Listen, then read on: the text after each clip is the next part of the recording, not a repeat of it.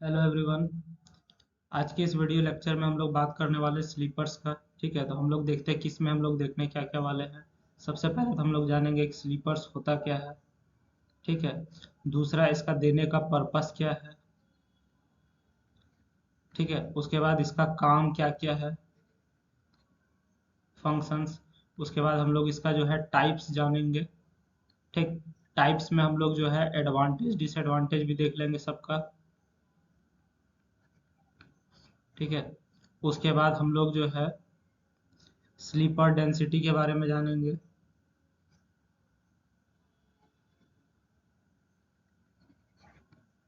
और क्या जानेंगे, हम लोग जो है स्लीपर का स्पेसिंग भी जानेंगे। ठीक। उसके बाद हम लोग जो है इसमें जो भी फॉर्मूला डील करेंगे उस पे आधारित हम लोग न्यूमेरिकल्स देखने वाले हैं। यानी कि कुल मिला के ये लेक्चर जो है देखने के बाद आपको स्लीपर्स के बारे में A to Z चीज मालूम हो जाएगा। ठीक है। इससे रिलेटेड जो भी चीज़ है सब चीज़ आप देख सकते हैं, समझ सकते हैं। ठीक। हम लोग आगे बढ़ते हैं और एक एक चीज़ अब डिटेल में जानने की कोशिश करते हैं। सबसे पहला हमारे पास जो है वो क्या है कि स्लीपर्स होता क्या है। आप इस फिगर को गौर से देखिए। इस फिगर में आप देखिएगा हमारा रेल का पटरी जो है ये सफेद जैसा किसी चीज के ऊपर रखा गया है। तो ये सफेद जैसा चीज दिख रहा है, ये आपका स्लीपर्स है। ठीक। तो स्लीपर्स हमारा क्या होता है, एक तरह का टाई होता है। स्लीपर्स हमारा क्या होता है, एक तरह का टाई होता है।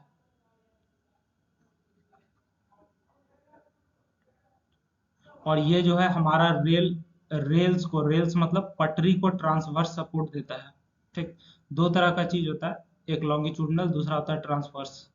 ठीक है। तो ये हमारा कौन सा सपोर्ट देने का काम करता है सर, ये हमारा जो है ट्रांसवर्स सपोर्ट देने का काम करता है। किसको, पटरी को। ठीक है, रेलवे ट्रैक में जो पटरी होता है उसको ट्रांसवर्स सपोर्ट देने का काम करता है। अब इसका हम लोग पर्पस का बात करते हैं। तो इसका सबसे बड़ा पर्पस जो है देने का वो क्या करता है कि हमारा लोड डिस्ट्रीब्यूशन या फिर लोड ट्रांसमिशन में ये हमको काम देता है। लोड ट्रांसमिट कहाँ करना है सर, रेल से ब्लास्ट तक जाना है। ठीक है, लोड का जो ट्रांसमिशन होगा वो कहाँ से कहाँ तक होगा, रेल से ब्लास्ट तक होगा। और उसमें मदद कौन करता है, ये हमारा स्लीपर्स मदद करता है। ठीक।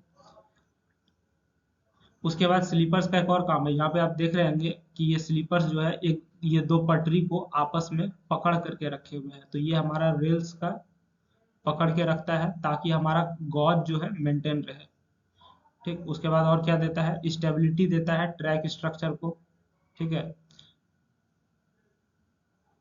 उसके बाद वाइब्रेशंस और शॉक्स जो भी ट्रेन पास होता है उससे उसके वजह से हमारा क्या होता है, वाइब्रेशन और शॉक होता है। उस चीज को एब्जॉर्ब करने का काम करता है कौन, उस चीज को एब्जॉर्ब करने का काम करता है स्लीपर्स। बात समझ गए। तो स्लीपर्स का हमारा काम क्या है, लोड डिस्ट्रीब्यूशन में मदद करता है या फिर लोड ट्रांसमिशन कहाँ से कहाँ तक, रेल से लास्ट तक। दूसरा क्या करता है, करेक्ट गॉज मेंटेन रखने का कोशिश करता है। तीसरा क्या करता है, स्टेबिलिटी देता है ट्रैक स्ट्रक्चर को। और तीसरा सॉरी और चौथा काम क्या करता है, वाइब्रेशन और शॉक जो ट्रेन के पास होने से होता है उस चीज को एब्जॉर्ब करने का काम करता है। तो ये हमारा हो गया स्लीपर्स के बारे में। ठीक है। देखिए रेलवे में एक चीज है कि आप देखे सब कुछ है लेकिन यही है कि उसका नाम नहीं मालूम है, इसलिए आपको उसका पार्ट्स पता नहीं चलता है।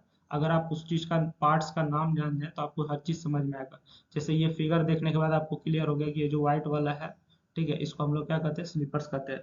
और ये पटरी को तो आप इंग्लिश में जानते हैं, इसको हम लोग रेल्स कहते हैं। ठीक है। अब हम लोग बात करेंगे किस चीज का, फंक्शंस ऑफ स्लीपर्स का बात करने वाले हैं। बात ये होता है कि सर हमारा स्लीपर का क्या क्या फंक्शन है। तो सबसे पहला ये जो है करेक्ट गॉज बना के रखता है, किसके बीच में, रेल्स के बीच, यानी दो पटरी के बीच में करेक्ट गॉज बना के रखता है। ठीक। उसके बाद ये हमारा क्या करता है, लोड डिस्ट्रीब्यूट करता है ब्लास्ट और सबग्रेड तक। ठीक है।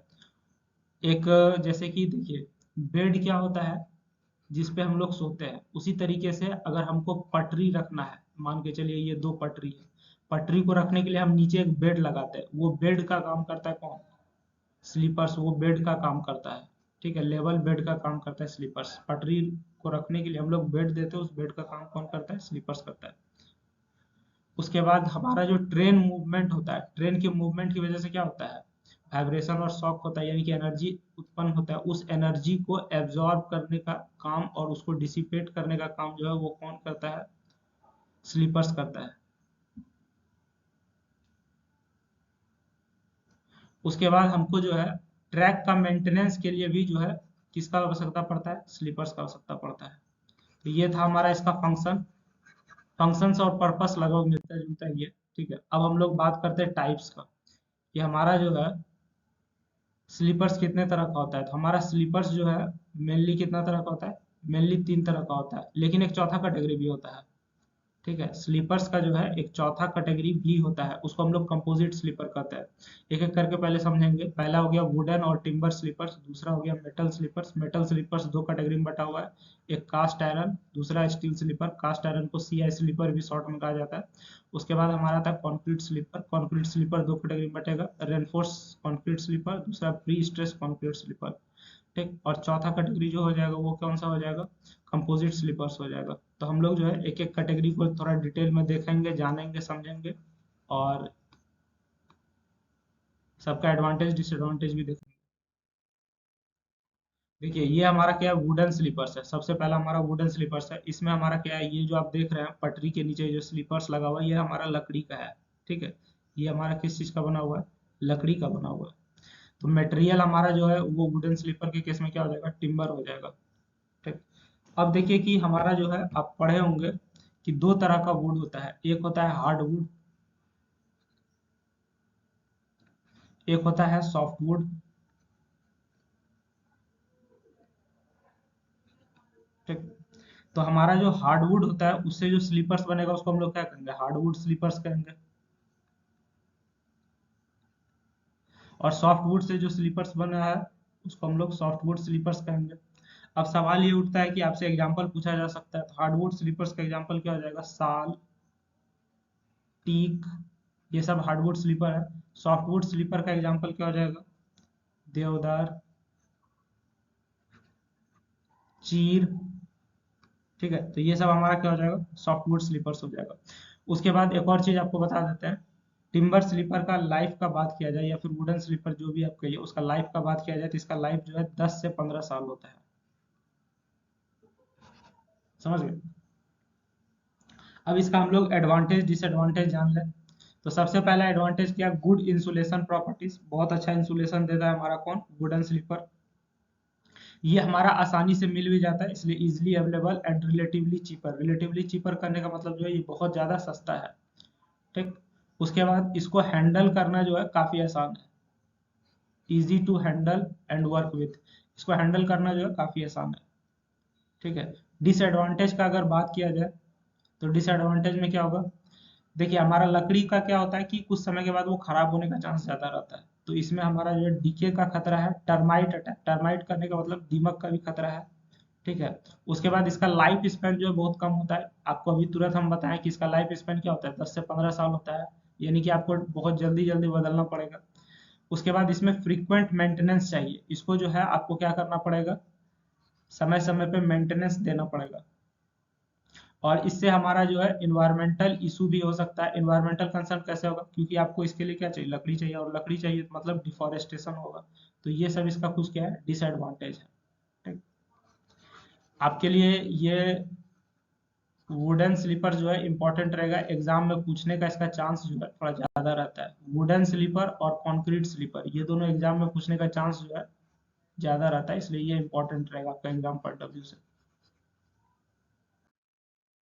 चलिए, अगर हम लोग स्लीपर्स जान चुके हैं तो हम लोग एक फॉर्मूला देख लेते हैं, composite sleeper index. Composite sleeper index generally हम लोग जो है ना, इसमें हम लोग टिम्बर स्लीपर का बात करते हैं या फिर वुडन स्लीपर का बात करेंगे।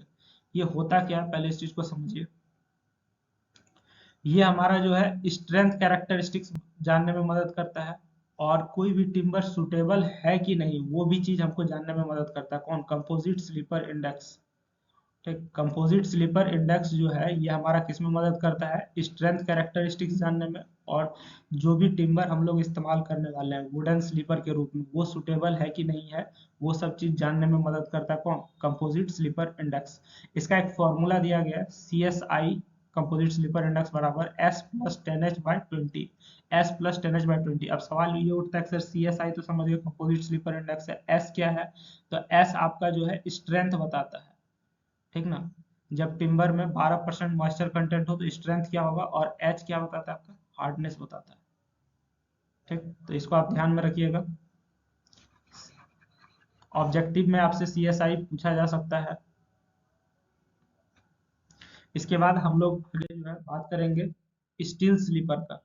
स्टील स्लीपर का क्या है कि इसमें जो हमारा मटेरियल इस्तेमाल होगा रोल्ड स्टील सेक्शन इस्तेमाल होगा। स्टील स्लीपर में जो हमारा मटेरियल इस्तेमाल होगा वो क्या होगा, रोल्ड स्टील सेक्शन इस्तेमाल होगा।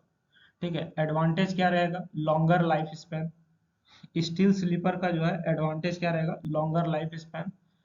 किसके कंपैरिजन में, वुडन स्लीपर के कंपैरिजन में। ठीक है, वुडन स्लीपर में क्या था कि यह हमारा डिके हो जाता था, इसमें टर्माइट का प्रॉब्लम हो सकता था, लेकिन वो सब प्रॉब्लम इसमें जो है स्टील स्लीपर में देखने को नहीं मिलेगा। इसमें स्ट्रेंथ ज़्यादा होता है और ड्यूरेबल भी होता है, ज़्यादा दिन तक चलेगा और ताकत भी ज़्यादा है। ठीक है, इसमें मेंटेनेंस बहुत कम चाहिए, लेस मेंटेनेंस रिक्वायर्ड। रिसाइकलेबल, इसको हम लोग रिसाइकल भी कर सकते हैं। आपको एक और जानकारी के लिए हम बता दें कि 20% ट्रैक जो है इंडियन रेलवे का वो स्टील स्लीपर पे था। 20% ऑफ ट्रैक, अभी तो मेजॉरिटी जगह आपका कंक्रीट स्लीपर ही देखने को मिलता है। ठीक है,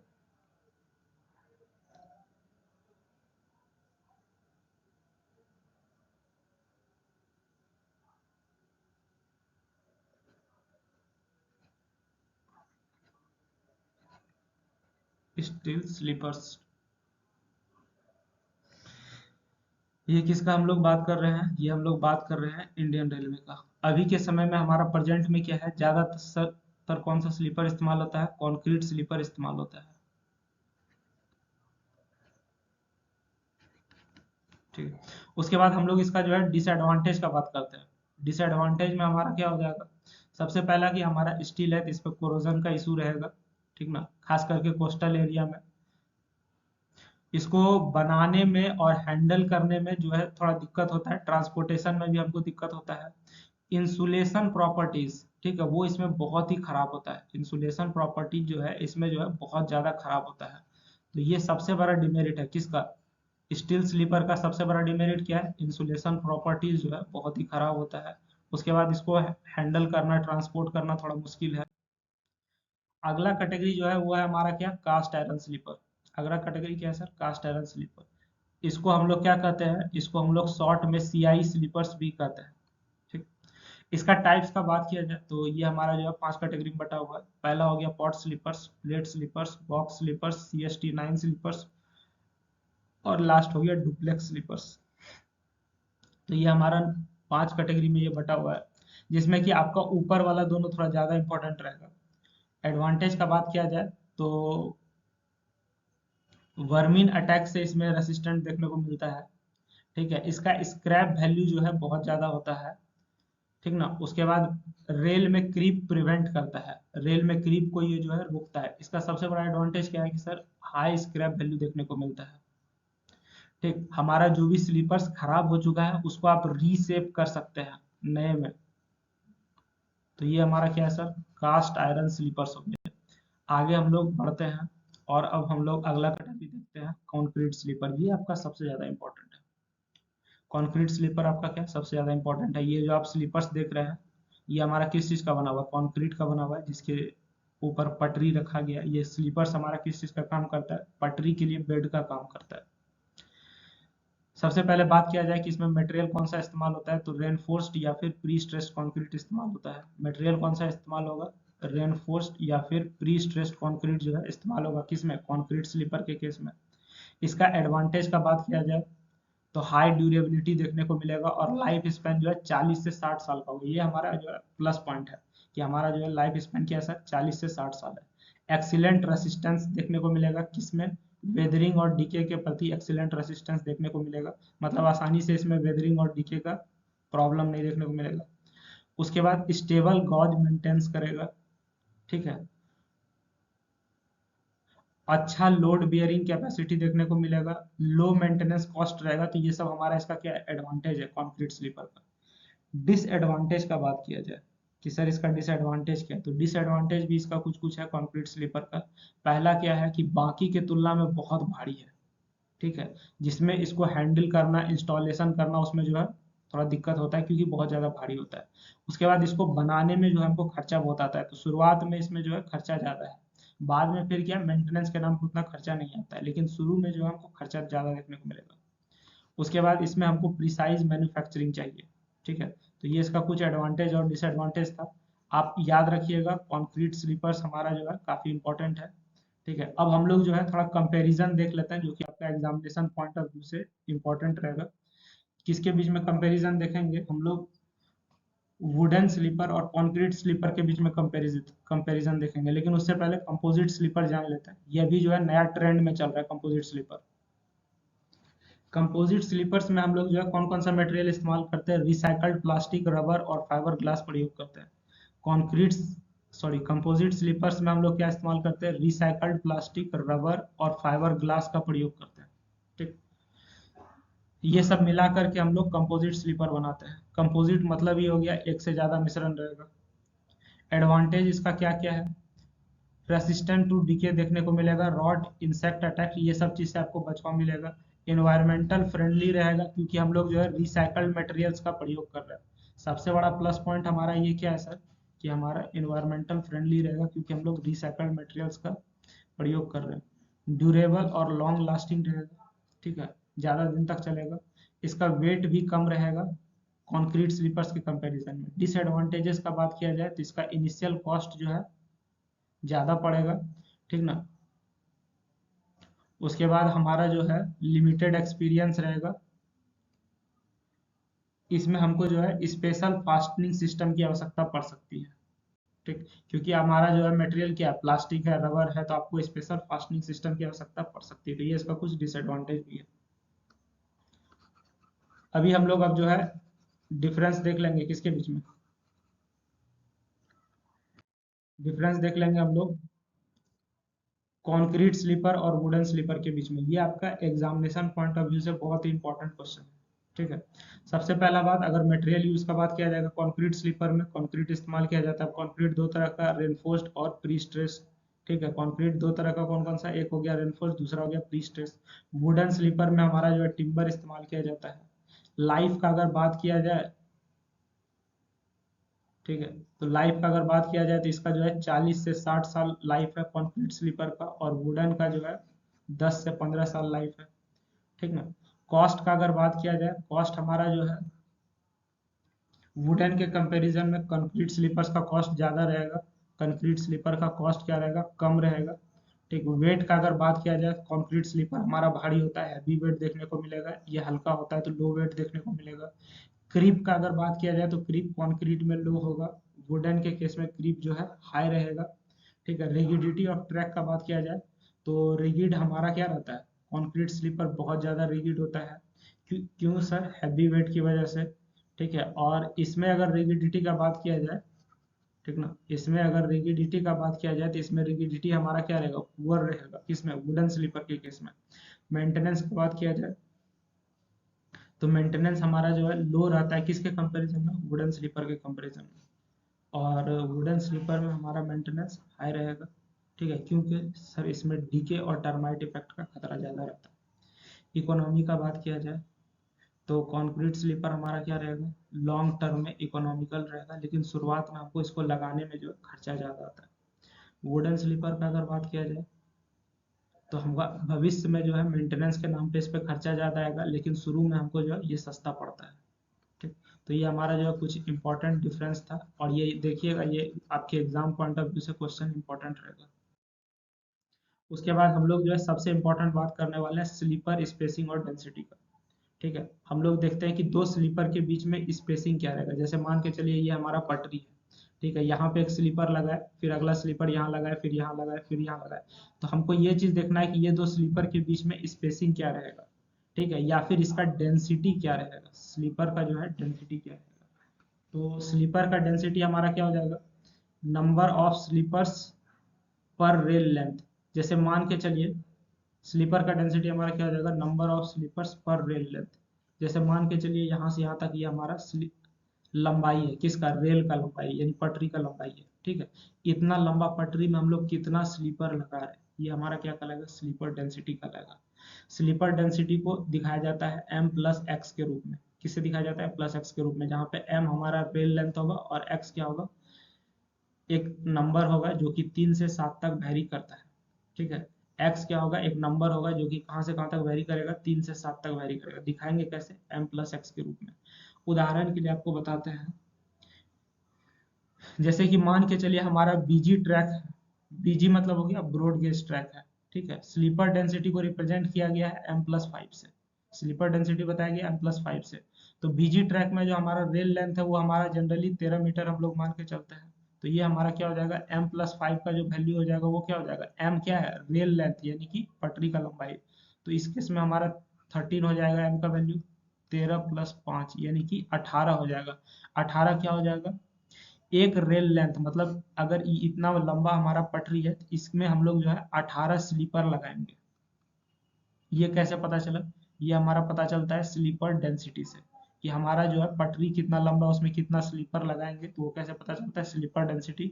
इसको दिखाते कैसे हैं, m+x से दिखाते हैं, जहाँ पे m हमारा क्या बताता है, m हमारा रेल लेंथ बताता है, ठीक।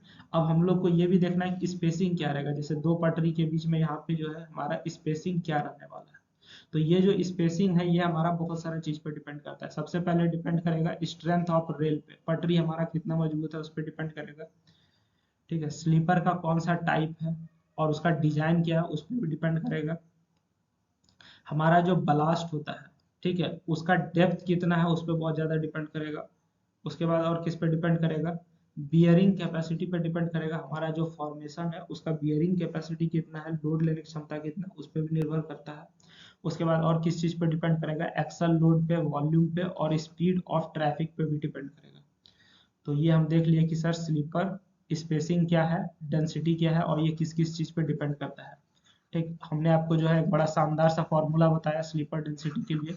तो आइए हम लोग जो है इसके आधारित एक क्वेश्चन देख लेते हैं, ताकि हमको ये कॉन्सेप्ट और अच्छे से समझ में आ सके। हमारा सवाल क्या कहता है, हमारा सवाल कहता है calculate the number of sleepers required for constructing a BG railway track of 10 kilometre length. 10 kilometre लंबा जो है हम लोग को क्या बिछाना है सर, रेलवे ट्रैक बिछाना है। ये रहा आपका 10 किलोमीटर लंबा रेलवे ट्रैक रहा। आपको ये बताना है कि स्लीपर डेंसिटी हमारा n+7 दिया हुआ है, n+7 स्लीपर डेंसिटी दिया हुआ है, ठीक है। और पटरी का जो लंबाई है ये हमारा क्या है, 12 पॉइंट सॉरी ये तो हमारा 10 पटरी हो गया ना। पटरी का जो लंबाई है, एक पटरी का लंबाई हमको कितना दिया हुआ है, एक पटरी का लंबाई हमको 12.8 मीटर दिया हुआ है, ठीक है। तो आपको बताना है कि ये 10 किलोमीटर का जो हम लोग ट्रैक बिछाएंगे इसमें टोटल कितना पटरी लगेगा, पटरी का सॉरी टोटल कितना स्लीपर्स लगेगा उसका संख्या बताना है। बात समझ में आ रहा है। तो ये 10 किलोमीटर में हमारा कितना स्लीपर लगेगा ये निकालेंगे। अभी तुरंत आपको बताया कि हम लोग स्लीपर डेंसिटी को n+7 से दिखाते हैं, जहाँ पे n हमारा क्या होता है, रेल लेंथ होता है। तो हम लोग इस न्यूमेरिकल को सॉल्व करने की कोशिश करते हैं। जो जो चीज़ दिया हुआ उसको लिखिए आप पहले। गिवन में हम लोग क्या लिखेंगे, लेंथ ऑफ रेल,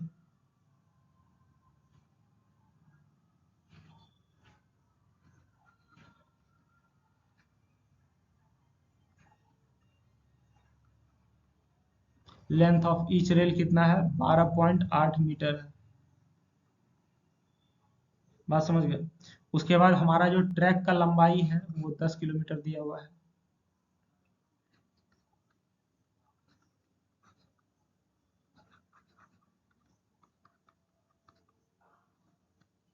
ठीक है।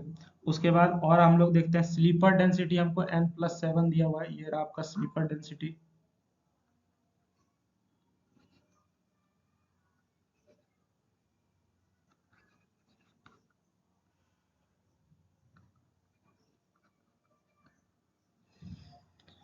यहाँ पे अगर स्लीपर डेंसिटी का बात किया जाए तो स्लीपर डेंसिटी में n हमारा क्या होता है, रेल लेंथ होता है। रेल लेंथ हमको क्वेश्चन में क्या दिया हुआ है, 12.8 मीटर दिया हुआ है। तो यहाँ पे आप लिख लीजिए क्या,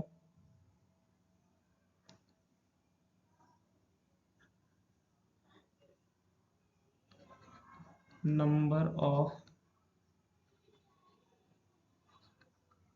स्लीपर्स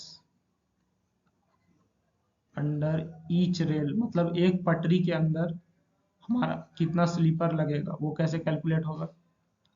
हमारा पटरी का लंबाई कितना है, 12.8, तो स्लीपर डेंसिटी n+7 दिया हुआ क्या हो जाएगा 12.8+7,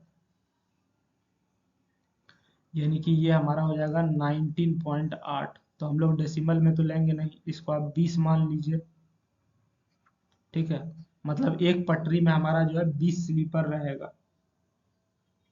अब हमको जो है टोटल पटरी निकालना है, जैसे कि हम लोग जो है 10 किलोमीटर का ट्रैक बिछा रहे हैं, 10 किलोमीटर में हमारा टोटल कितना पटरी लगेगा, ठीक ना। Total number of rails required, total number of rails required, rails मतलब हो गया पटरी, हमारा टोटल कितना रेल्स लगेगा, इसको हम लोग कैसे निकालेंगे। ये हो जाएगा 10 किलोमीटर का ट्रैक है, 10 किलोमीटर को मीटर में बदलने के लिए 1000 से गुना कर देंगे, बट हमारा एक पटरी का लंबाई कितना है 12.8। तो यहाँ से हमको पटरी का संख्या मिल जाएगा, ये कितना आएगा, कैलकुलेटर में कैलकुलेट कीजिए, 781.25 आएगा। इसको आप 782 मान सकते हैं,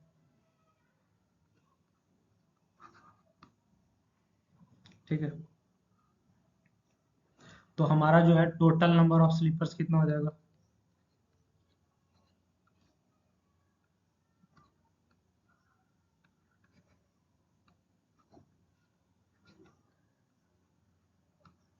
टोटल नंबर ऑफ स्लीपर्स जो हो जाएगा वो हमारा कितना हो जाएगा, टोटल पटरी कितना है 782, और एक पटरी में 20 स्लीपर लगेगा, यानी कि हमारा आंसर कितना होगा 782 गुना 20, 15,640 स्लीपर्स लगेगा, समझ गए। तो इस क्वेश्चन के अनुसार हमारा जो है 10 किलोमीटर का ट्रैक बिछाने में कितना स्लीपर्स लगने वाला है, टोटल 15,640 स्लीपर्स लगेगा, ठीक है। आप देख लीजिए, क्वेश्चन बहुत आसान है। हम लोग आगे बढ़ते हैं। अगला क्या है हमारा, requirement of an ideal sleeper, मतलब एक अच्छा स्लीपर का क्या क्या गुण होना चाहिए, समझ गए। तो सबसे पहला काम क्या करेगा, hold the rail to correct gauge. Hold the rail करने का मतलब हमारा जो है पटरी को पकड़ के रखेगा, कहाँ तक, करेक्ट गॉज मेंटेन करने के लिए हमारा जो है पटरी को पकड़ के रखेगा, ताकि हम लोग जो है करेक्ट गॉज मेंटेन कर सकें। गॉज क्या होता है, दो पटरी के बीच का डिस्टेंस को हम लोग गेज कहते हैं, या गॉज कहते हैं, जो आप कहिए, गेज या गॉज जो बोलिए आप। उसके बाद ये हमारा जो है it should facilitates edging of the rails. और तीसरा चीज अगर हम लोग देखेंगे, हमारा जो है डिस्ट्रीब्यूट करे load from rail to ballast, rail से ब्लास्ट तक लोड जो है सही से डिस्ट्रीब्यूट करे या फिर ट्रांसमिट करे, ठीक। ये हमारा जो है क्या देगा, लॉन्गिट्यूडनल और लैटरल स्टेबिलिटी देगा ट्रैक को। उसके बाद और क्या खासियत होना चाहिए, इलास्टिक मीडियम, ठीक है, किसके बीच में, ब्लास्ट और रेल के बीच में हमारा जो है क्या रहना चाहिए, इलास्टिक मीडियम रहना चाहिए,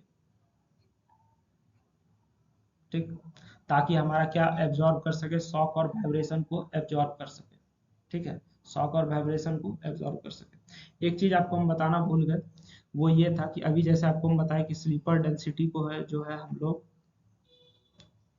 m+x के रूप में दिखाते हैं, जहां पे m हमारा रेल लेंथ होता है, ठीक है, और x का वैल्यू जो है हमारा कुछ भी हो सकता है, तो जनरली हम लोग 3 to 7 के बीच में लेते हैं, ठीक है। अब देखिए आपसे एक सवाल पूछा गया है कि हम लोग जो है इंडिया के अंदर क्या वैल्यू चलता है, तो इंडिया के अंदर वैल्यू चलता है m+3 से, स्लीपर डेंसिटी का वैल्यू जो इंडिया में चलता है m+3 से m+7 तक चलता है, ये हमारा जनरल वैल्यू है, ठीक है, ये हमारा जो है जनरल वैल्यू है। लेकिन बिहार इंजीनियरिंग यूनिवर्सिटी में ये क्वेश्चन पूछा गया था ऑब्जेक्टिव में, उसमें ऑप्शन में ये नहीं था, ठीक है, उसमें ऑप्शन में ये नहीं था, वहां पे ऑप्शन क्या था, m+2 टू m+7, ठीक। तो आप वैसे कंडीशन में क्या मार लीजिएगा, m+2 टू m+7 करेक्ट हो जाएगा।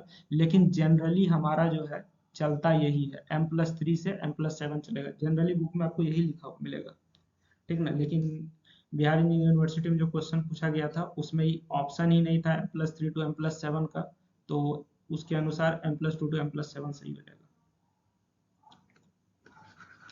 ये हम लोग क्या चीज देख लिए सर, ये हम लोग देख लिए कि एक आइडियल स्लीपर में क्या क्या गुण होना चाहिए, ठीक है।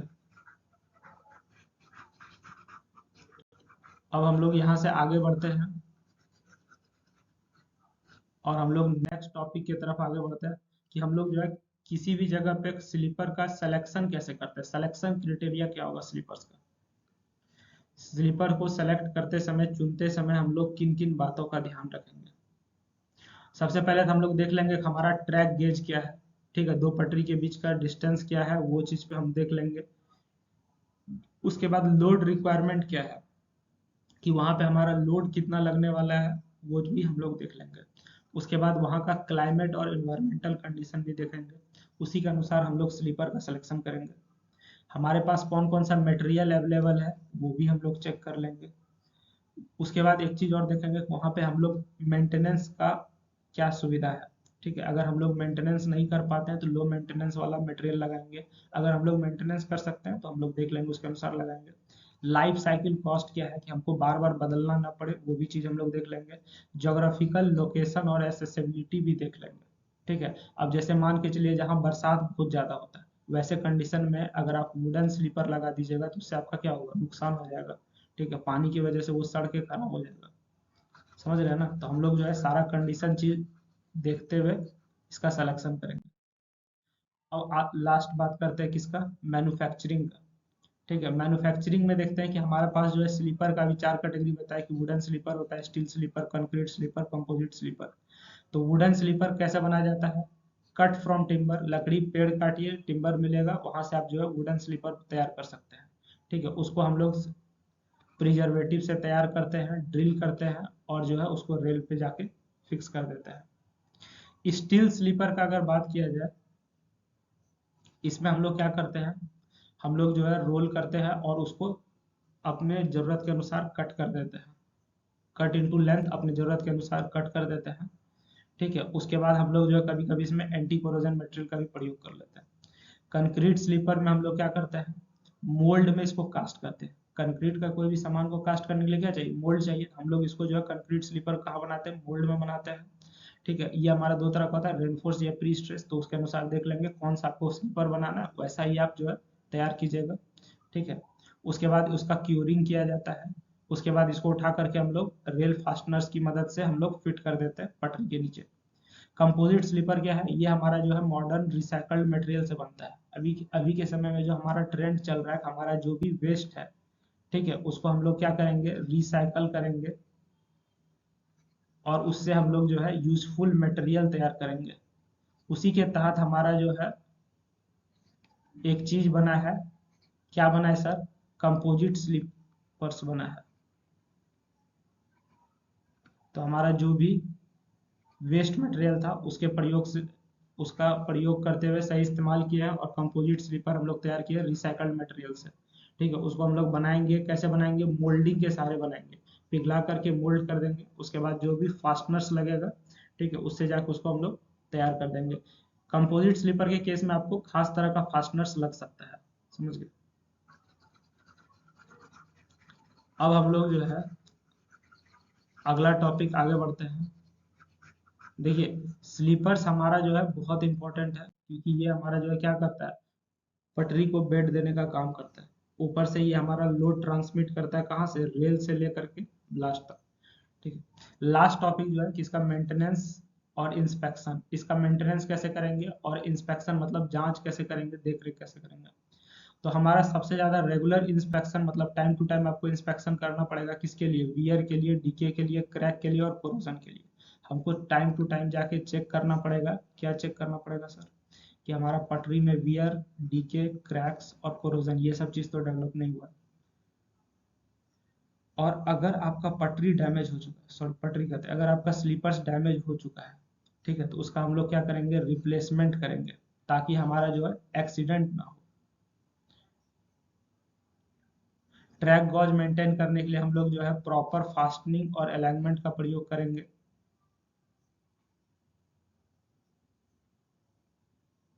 उसके बाद हम लोग जो है जैसे वुडन स्लीपर में हम लोग का क्या रहता है, डिकेइंग का खतरा रहता है, ठीक ना।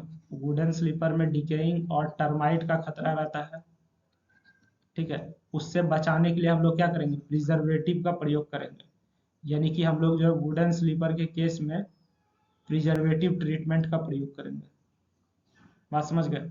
तो ये था हमारा किसके रिगार्डिंग, स्लीपर्स के रिगार्डिंग था। स्लीपर्स में जो भी चीज पॉसिबल था, जितना जानकारी आपको चाहिए था, एवरीथिंग यहाँ पे डिस्कस किया गया है। ठीक है, तो एग्जाम में अगर आप ये लेक्चर अच्छे से देख के जा रहे हैं, समझ के जा रहे हैं, रिवाइज करके जा रहे हैं, रिवाइज करने का मतलब अगर आप वीडियो को 2-3 बार देखें तो आपका रिवीजन हो जाएगा। अगर आप इतना करके जा रहे हैं तो आई होप स्लीपर का एक भी क्वेश्चन आपसे नहीं छूटेगा। ठीक है, तो आज के लेक्चर में इतना ही। Thank you everyone.